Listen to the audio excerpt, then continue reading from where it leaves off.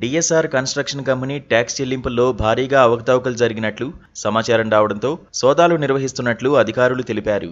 Jubilee Hills, Banjara Hills, SR Nagar, సోరారంలో సోదాలు కొనసాగుతున్నాయి.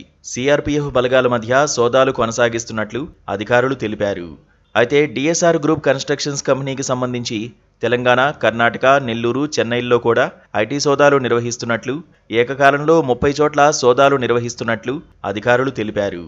DSR group constructions కంపెనీలో భాగస్వామ్యం ఉన్నందునే తనిఖీలు చేస్తున్నట్లు పేర్కొన్నారు. రంజిత్ రెడ్డితో పాటు DSR MD Sudhakar Reddy, executive director Prabhakar Reddy, CEO Satyanarayana రెడ్డిల ఇళ్లు, కార్యాలయాల్లోనూ సోదాలు కొనసాగుతున్నాయన్నారు. ఈ తనిఖీల్లో భాగంగా డిఎస్ఆర్ గ్రూప్తో మాజీ ఎంపీ రంజిత్ రెడ్డికి భారీ ఎత్తున వ్యాపార లావాదేవీలు ఉన్నట్లు ఐటీ అధికారులు గుర్తించారు.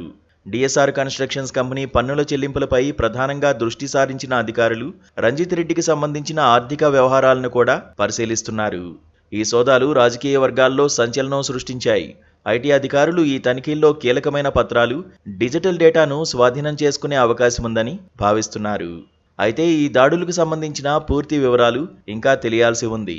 ఐటీ అధికారులు అధికారికంగా ప్రకటన విడుదల చేస్తే మరిన్ని విషయాలు వెల్లడయ్యే అవకాశం ఉంది.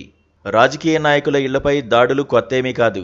రంజిత్ రెడ్డి గత ఎన్నికల్లో బీఆర్ఎస్ పార్టీని వీడి కాంగ్రెస్లో చేరారు.